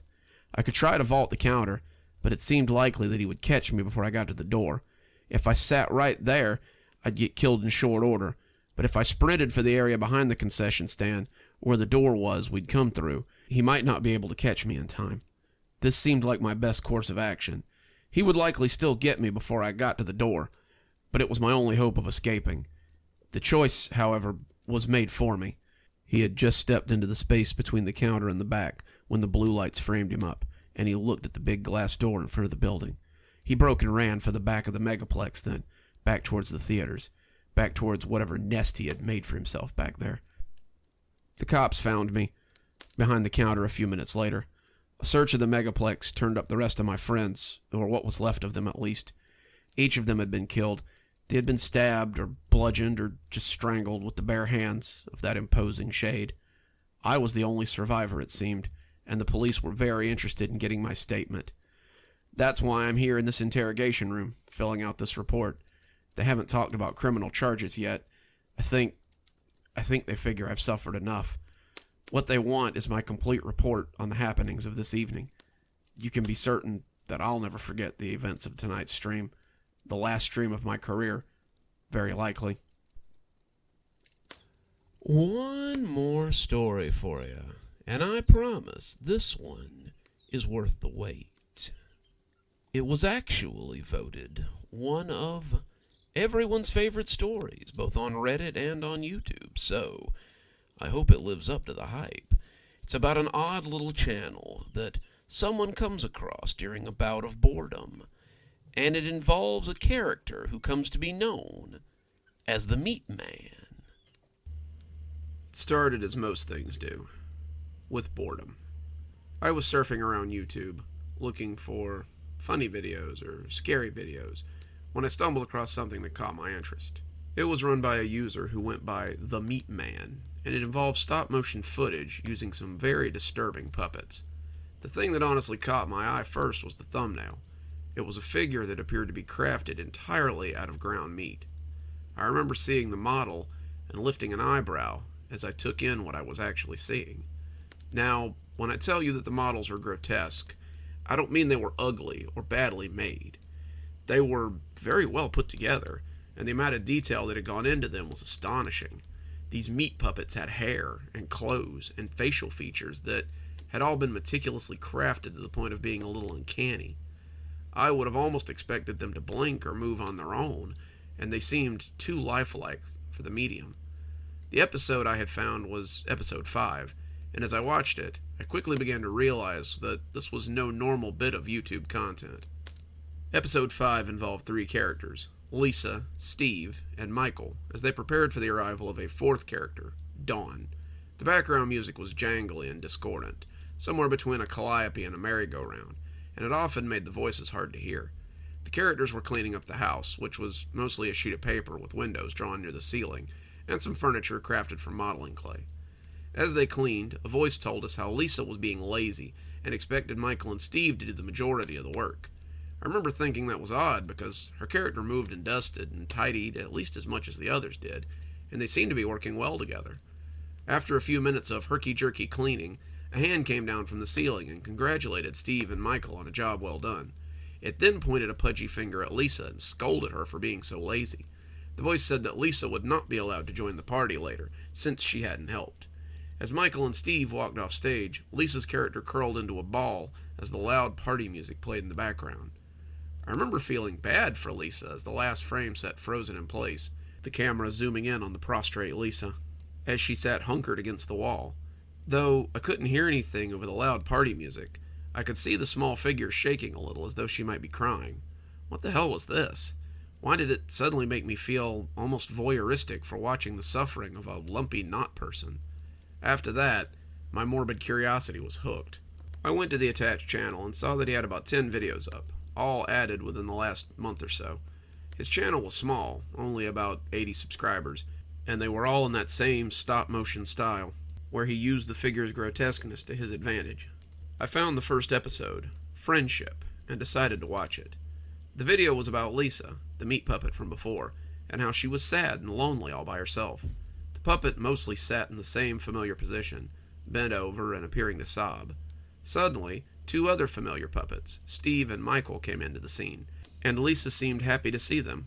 The pudgy hand, whom she called Father, said that he had seen that she was lonely and had gotten her some friends so she wouldn't cry so much. The hand stroked her delicate hair, and it seemed to be much nicer to her than it had been in the previous episode. The 3 hugged and said they would be friends forever. Then the episode ended and the screen went black. It had lasted less than 5 minutes all told, but it still made me feel strange and put off. The puppets were so odd-looking, and I just couldn't shake the feeling that there was something not right about them. I was also hooked, and immediately loaded up the second video. It was like a train wreck. I needed to see how it came out, no matter what the carnage looked like. The next 2 episodes were pretty similar to what I'd come to expect. They were called cohabitation, and family, and followed the lives of Lisa and her new roommates. They set up some furniture and had some getting-to-know-you chatter as wonky music played in the background, making their words hard to hear sometimes. It was the typical stop-motion fare, but there were odd refrains sometimes in the middle of the stop-motion. During one in particular, the boys, Steve and Michael, were talking with Lisa about what they were going to make for dinner.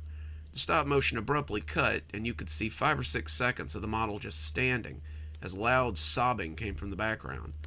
Amidst that sobbing, there was a soft but angry voice trying to quiet them. I had to rewind it a few times in order to catch it, and I remember wondering if this were some sort of artistic film or something. Was the artist trying to make some kind of point? Maybe he was trying to hide it amidst the stop motion or something, make it even more artsy. It wasn't until the 4th episode that things got bad for Lisa. I noticed that while the first 3 episodes had come out one a day, the 4th video had taken almost a week to come out. This wouldn't have been strange for any other channel, but the total shift from episode 3 to episode 4 was alarming. The video was about 5 minutes long, and seemed to entail Lisa going out on her own for a night walk and getting lost.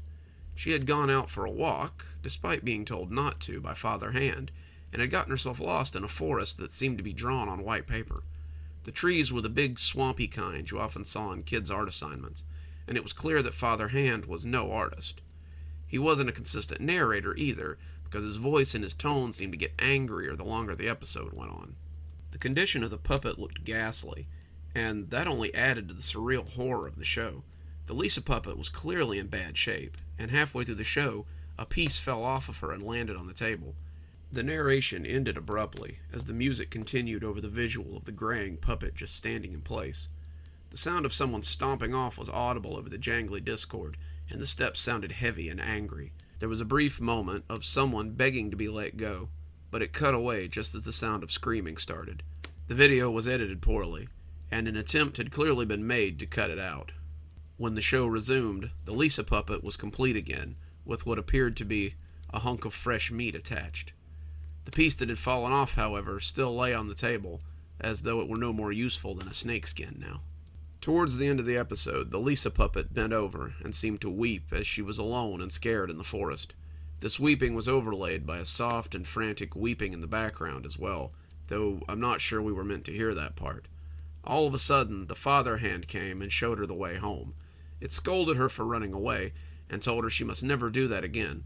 Much like an actual father, the Hand seemed relieved as well as angry, and the Meat Lisa went with him to the house meekly enough. When they returned, the Steve and Michael puppet did not seem happy to see her. They shunned her silently, and the episode ended with Lisa crying in a corner somewhere. Then the episode faded to black, and the credits rolled. I hovered my mouse over episode 6, not sure if I really wanted to watch it. Episode 4, called Thankless, made episode 5 make a lot more sense. Father Hand was still likely punishing Lisa for running away, though the start of the episode made it very clear that Lisa had just been going out for a walk. The episodes were easy enough to follow, but something in them still made me uneasy. Why were these characters living under this supposedly fatherly Hand character? Why did the narrator call them roommates if the Father Hand treated them like his children? The whole show was just odd and had a very surreal nature to it. There seemed to be an underlying story that I just wasn't getting. I was invested, though, and I had to see how it came out. Episode 6 was the strangest by far, and the comments on the video seemed to prove that I wasn't just going crazy. It was called Melancholy, and the episode started with the same weird dance music and a shot of Lisa hunched up and crying. The crying, however, was not the canned sound it had been before. The episode was 3.5 minutes of someone sobbing heartbreakingly, the kind of sobs that are equal parts hopelessness and terror. The camera seemed to be slowly panning in on the intricate face of the meat puppet as the sobs in the background went on and on. I had seen some strange videos in my time, but this one definitely took the cake. The final shot was of the eye of the meat puppet, clearly defined and lovingly traced. You could see the meat beginning to mold, see the bright splotches that decorated the surface, and just before the screen faded to black, you could hear the elevated terror in the voice of the person sobbing, before it was shut off by the end of the episode. I had to take a break after that one, reading the comments as I tried to make sense of what I had just watched. The Meat Man's audience seemed to be a little divided on whether this was an artistic expression or something much darker. A user had said that the sobbing and the screaming had been unique, and that they couldn't find it anywhere online, or at least on any of the free sites. Another user questioned whether they were too real or not, thinking this might be part of someone's torture fantasy, but others seemed to think it was just an avant-garde piece, and that was a little too pompous for its own good. What they did agree on was that even if it was acting, the screams were a little too real, and that they all felt some kind of way about those cries of anguish. I had hoped that maybe episode 7 would be a return to sanity, but episode 7, called Jealousy, was just as weird.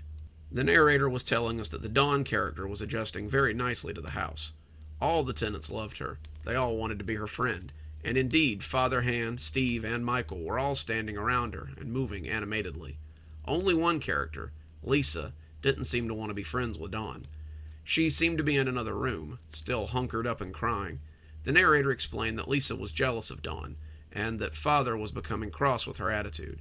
The sobs from the previous episode were gone, but there were some other low noises, barely discernible over the loud jangling music. The puppets seemed to be in much better condition as well, and I suppose they had changed the meat out on them recently. The Father Han came and yelled at Lisa some more, but she just stayed hunkered up and crying. Finally he left, and the episode ended as the camera zoomed in on the little meat woman hunkered in her anguish. I looked at the next episode and wondered if I really wanted to see more. It felt like I'd been watching for hours, but it turned out that all 7 episodes had taken less than 30 minutes. Something about watching the byplay between the characters had gripped me, and I felt that I needed to finish it. At the same time, there was something much darker here than I had expected. This was like someone's confession. The whole thing felt very intimate, and I felt almost voyeuristic for watching. I clicked the next episode, though, telling myself that another 3 episodes wouldn't do much damage. How wrong I'd been. Episode 8, called Hatred, opened with Lisa leaning against a paper wall as the others tried to get in her room. They started out nicely asking her to come out, wanting to talk, wanting to see her. The narrator told us that Lisa had been shirking her chores and saying unkind things to Father Hand about the other roommates. Father Hand had, of course, shared these things with the others, and now they wanted to talk to her. As their knocking became pounding, all 3 of them pushing and pulling at the door as they banged and kicked, Lisa pulled her hands to her ears and put her head between her knees. The narrator told us how Michael and Steve wanted to talk, and how Dawn was really upset that Lisa would judge her so hastily. As they pounded and banged on the paper door, Father Hand suddenly came into the scene.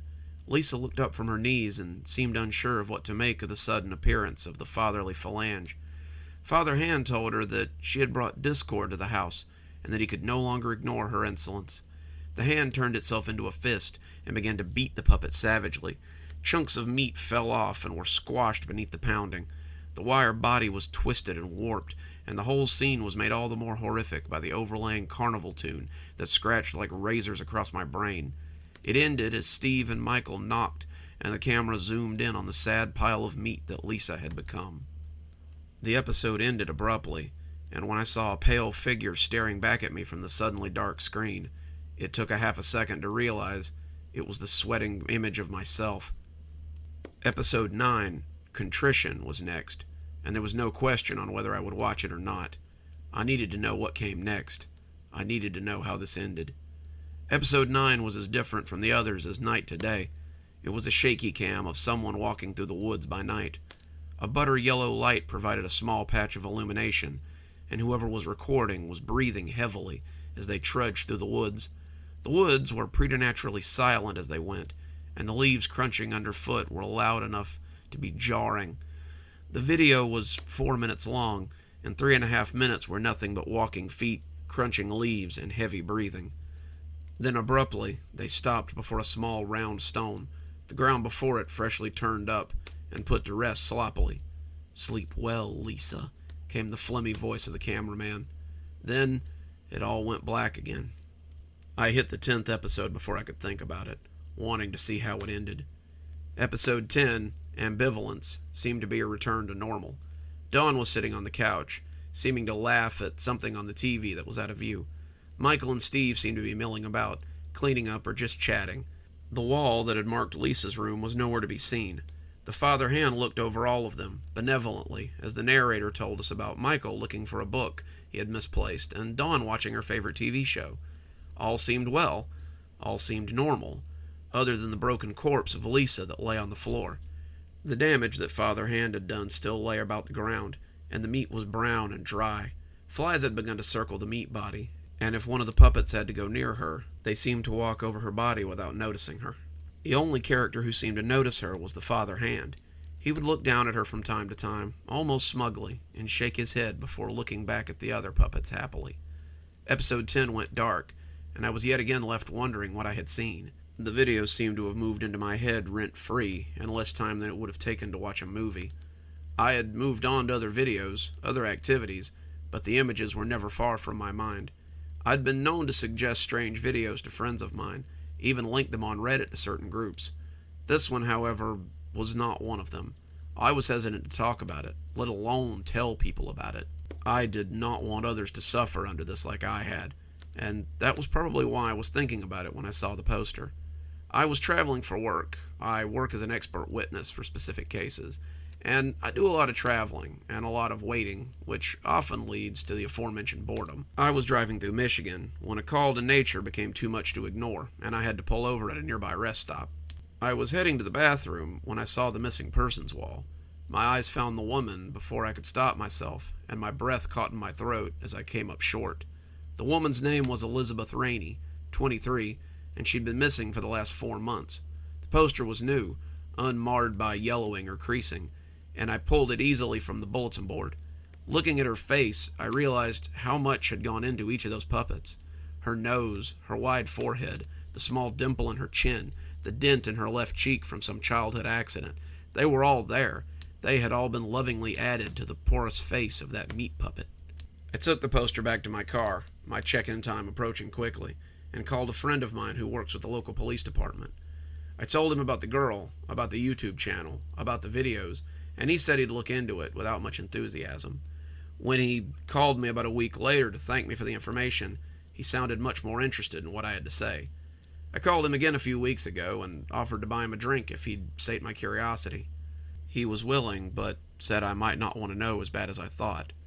Over drinks, he told me the whole sad story. My friend had a friend too. His friend was an agent with the FBI, and after watching the videos, my friend had called his friend. He sent him a link to the channel and asked him to take a look. After his friend had watched the drama for himself, he had tracked the IP to see what he could find. Turned out that Elizabeth wasn't the only familiar face that was missing in the Michigan area. Michael Chavez, Steve Schwote, and Don Lee were also missing from the same area. The IP address was coming from an old house near Lake Huron. The owner, David Matthews, owned the house and quite a lot of the acreage out there. When they had raided his house, they had caught David by surprise and found more than they bargained for. He had been keeping them in his basement. The sick bastard had a large finished basement with 4 separate rooms. The central room held a couch, a TV, and a large kitchen table with a small set for the show and a camera. The puppets were on a shelf nearby, their bodies gray and sagging off their clothes hanger bodies. The other implement in the room was a large, rusty meat grinder. A meat grinder with strands of rotting meat hanging from the spout. He had said flies had been thick in the room, and the sounds of moans had not begun until they started kicking down doors. Dawn, Michael, and Steve had been laying in their respective rooms. Most of them, anyway, my friend had said, taking a long pull from his beer. He sent me the photos of the crime scene. I wish to God he hadn't. Dawn had been in the room that had likely once belonged to Elizabeth. David had been in the room that had likely once belonged to Elizabeth. He'd been wearing her dress, the fabric badly stretched around his frame, and was sobbing in the corner. No matter what the agents had said to him, his response was always the same, his rocking making a strange grinding noise as his bottom slid over the concrete. He kept saying, "I shouldn't have played God. I shouldn't have made her sleep." Again and again and again. The others didn't say much of anything. He had scooped them to the bone, cutting off fingers and toes, arms and legs, so he could grind them up to make those damn puppets. He'd used tourniquets and animal tranquilizers to keep them alive. Michael and Steve were a little more than torsos, Steve having half a leg and Michael a little more than an elbow. Dawn was missing her legs, but her arms were thankfully intact. She'd only been in the basement for a month, and it seemed he hadn't had much time to take from her. They had gotten all of them out of there, and David Matthews, the meat man, was now in custody. A real win for the good guys, my friend had said, his stare 1,000 miles long, though none of them will ever walk again. The men are in a catatonic state, and the girl only gibbers, but at least we saved them before he could finish his sick little play. They had yet to find Lisa's body, but he told me they hadn't given up yet. As I sit here, going over the facts as I write, it all just runs through my head like a rat in a maze. Every moan, every sob was this sicko harvesting his victims so he could replace the flesh of his precious puppets. I was an unwilling participant in this, watching and encouraging this sick bastard to continue. I want to forget it, but I can't. I may never forget what I saw in that short hour of my life. I may never forget the terrible knowledge that the meat man has invested in me, and I may find my curiosity sated for quite some time. I think my days of roaming YouTube in my boredom may be at an end. And just like that, our stories are at an end for another day. Oh, but don't worry. We'll be back next week with more cozy horror for you to enjoy. Until then, this is Dr. Plague wishing you a wonderful day and a spooky evening.